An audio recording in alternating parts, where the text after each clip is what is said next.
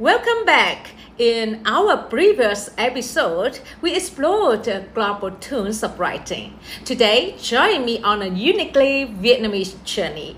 Our script hasn't always looked the way it does now. It has undergone spectacular transformation to match the soul and aspirations of our people throughout the ages.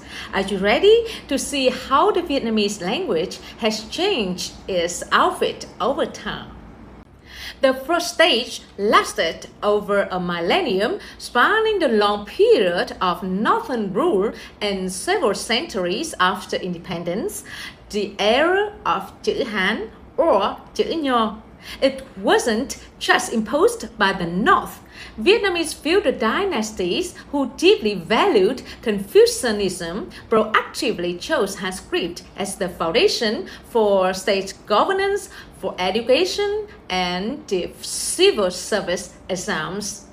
From royal decrees to the poetry of great intellectuals, everything was recorded in these study square blocks. However, there's a fascinating twist. We wrote in Han, but read it using the Sino-Vietnamese pronunciation, a phonetic system fully Vietnamized to suit the local ear. As an ideographic system, each character was a complete unit carrying both meaning and symbolic value. Through Han script, the Vietnamese people gain direct access to the vast intellectual treasures of the East. From philosophy and history to politics, literature, and ritual. A prime example of this era is Bình Ngô Đại Cáo, the great proclamation upon the pacification of the Wu by Nguyễn Trãi. This masterpiece wasn't just a political decree, it was a powerful declaration of independence written in Han script.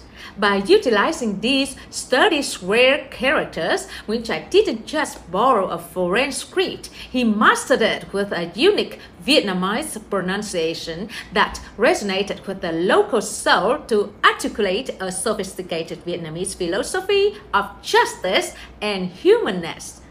It was this foundation that allowed us to stand proud and firm, asserted our equality with the North, and exercising full sovereignty over our own land. In our language, alongside the Sino-Vietnamese vocabulary, there is a massive treasury of purely Vietnamese words, từ thuần Việt, deeply rooted in local life, emotions, and thought. When using only existing Han characters, the script proved powerless to directly record everyday speech in the most feelings and indigenous logic of the Vietnamese people. Furthermore, because Han is ideographic and follows Chinese grammar, it wasn't designed for the Vietnamese tongue, so creating a massive gap. We fell into a state of speaking one way but writing another. Despite being excellent for discussing morality of politics, Han script reached its limit when it came to capture the heartbeat of daily life. From this very limitation, a vital need arose. We had to strive and innovate to forge our own path. Look at these immortal lines from Truyện Kiều by Nguyễn Du to see this linguistic struggle firsthand. Buồn trong cửa bể chiều hôm, thuyền ai thấp thoáng cánh buồm xa xa. Buồn trong ngọn nước mới xa, hoa trôi man mác biết là về đâu. Buồn trong nội cỏ dầu dầu, chân mây mặt đất một màu xanh xanh. These verses are a feast of Vietnamese reduplicatives, từ lấy, thấp thoáng, flickering, xa xa, distant, man mác, lingering sadness, dầu dầu, withered, and sun sun, hazy green. While the Han script has its own reduplicatives, they carry the genetic code of Chinese sounds. Words like man mác or yo-yo hold the very resonance of the Vietnamese voice and soul, sounds that no Chinese character could ever record. The Han script might translate a meaning, but it utterly loses the soul of the sound, the very thing that creates that uniquely Vietnamese feeling of haunting, nostalgic sorrow. Furthermore, the Han script is inherently formal, traditionally reserved for administration, philosophy, or lofty literary allusions. In contrast, when use of buồn trong, to look with a heavy heart, is incredibly grounded. It is the direct cry of a soul standing before the nature. While Han script could use be, sorrow, or quan to observe, the combination of buồn plus trong creates a specific psychological state, an observation weighted with anxiety and weary longing. It is a slice of life emotion that the Han script is simply too rigid and formal to portray. Most importantly, truyện kiều is written in lục bát, a traditional Vietnamese verse form, also the national soul of Vietnamese poetry. Lục bát requires the flute grace of Vietnamese particles and a specific tonal rhyming system, so first recorded in Chữ Nôm. In contrast, the Han script, with its monosyllabic and stiff structure, fits the lục bát like a suit that is far too tight for a body needing flexibility. It clashes with the melodious 6/8 lute, causing the distant national identity of the poem to fade away.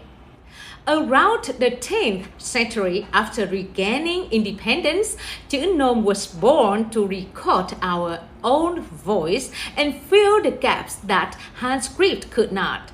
This wasn't a completely foreign import, but a brilliant creation by the Vietnamese, using Han characters as raw material while operating under Vietnamese logic. Some characters were borrowed entirely for their meaning, some for their sound, and some were entirely new compounds, joining a meaning part and a sound part to evoke both the sound and sense of a Vietnamese word.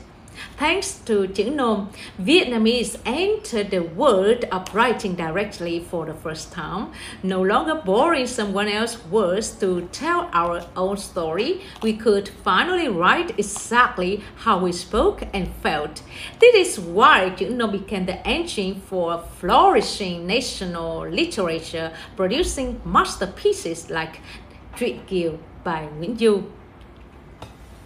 Yeah, and it is so important to remember that the original Kim Vân Kiều truyện was a prose novel, narrative written in Chinese characters. When you didn't just translate it, he completely reimagined it through the soul of Vietnamese poetry.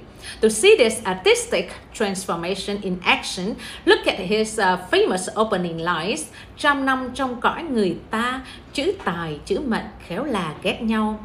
When you didn't find the verses in the Chinese text, in fact, if you tried to turn those thoughts back into formal Chinese prose, they could sound cold and distant, like bách niên trần thế chi gian, mệnh tài lưỡng tự đa hoàn tương sai.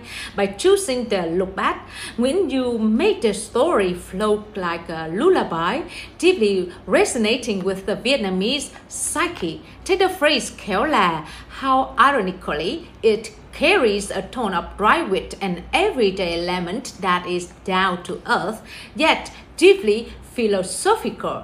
Even the phrase trong cõi người ta within this realm of ours sounds warm and inclusive, far more so than the rigid trần thế chi gian.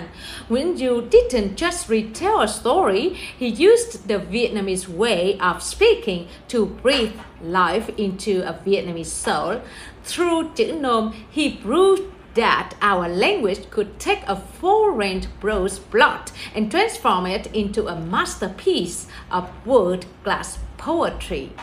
However, Chữ Nôm had hurdles of its own. As a compound system, it was incredibly complex. To learn Nôm, you first had to master Han. Without a unified standard, one word could be written in multiple ways. This bunkiness meant that while Nôm was beautiful and carried the national soul, it remained largely in the hands of the elite and couldn't be easily spread to the masses. Take a look at the character trời, heaven, sky in Chữ Nôm, which I have circled in red. Our ancestors had to stack the Chinese character thiên, heaven, on top of the character thượng, above, to create a brand new character solely to capture the native sound trời. No, at that time it's blurred. After years of evolution, we have trời now. Is it brilliant? Yes. Is it deeply artistic? Absolutely. But is it complex? Without no doubt.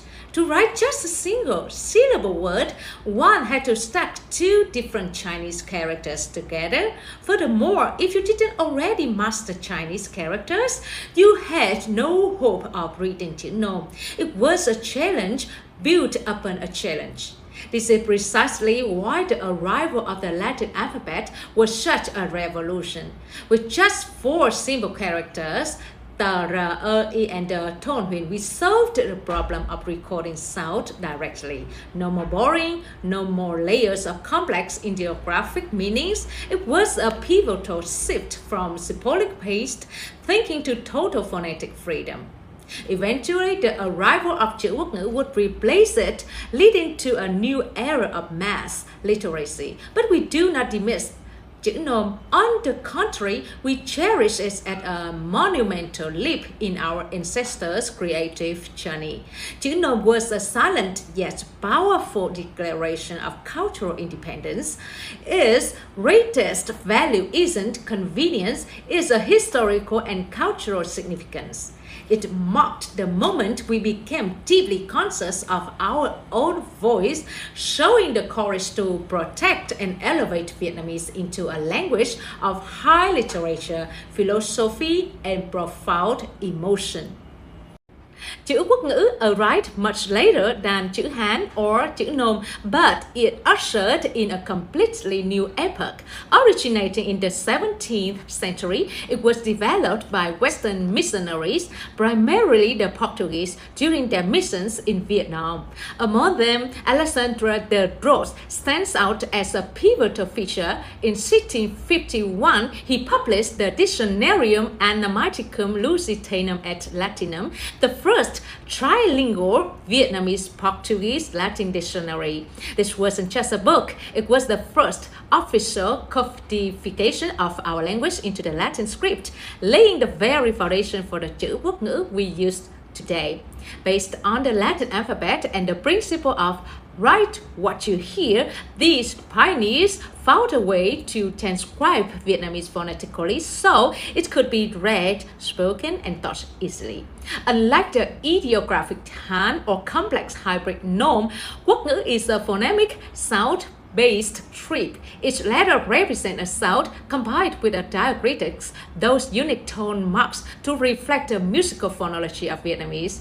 This logic gave it a supreme advantage. It was easy to learn, write, and remember. An ordinary person could learn to read and write in just a few months, a feat nearly impossible with the thousands of complex characters in the older systems. Initially, quốc ngữ wasn't widely accepted. It was often viewed as the script of the Westerners or the script of the church. However, the bridge between this new script and our national culture began to form through the dedicated work of early Southern scholars, most notably Trương Vĩnh Ký and Huỳnh Tịnh Của. Recognized as linguistic pioneers, they showcased the practical power of quốc ngữ. While Trương Vĩnh Ký edited Gia Đình Báo, the first Vietnamese newspaper to spread modern news, Huỳnh Tịnh Của combined the first comprehensive Vietnamese dictionary, Đại Nam Quốc âm tự vị.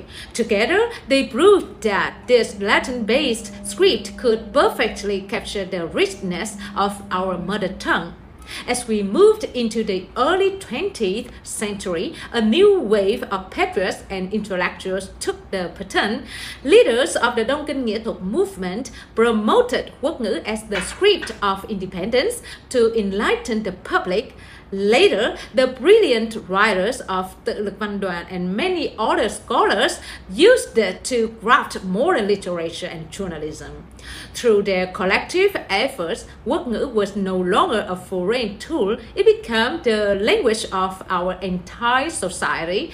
Knowledge was popularized and Vietnamese officially entered the realms of academia, science, and global education. Looking back, each script fulfilled its historical mission. Han linked us to regional knowledge, Nôm asserted our cultural sovereignty, and quốc ngữ became the tool for us to step into the modern world while expanding our horizons.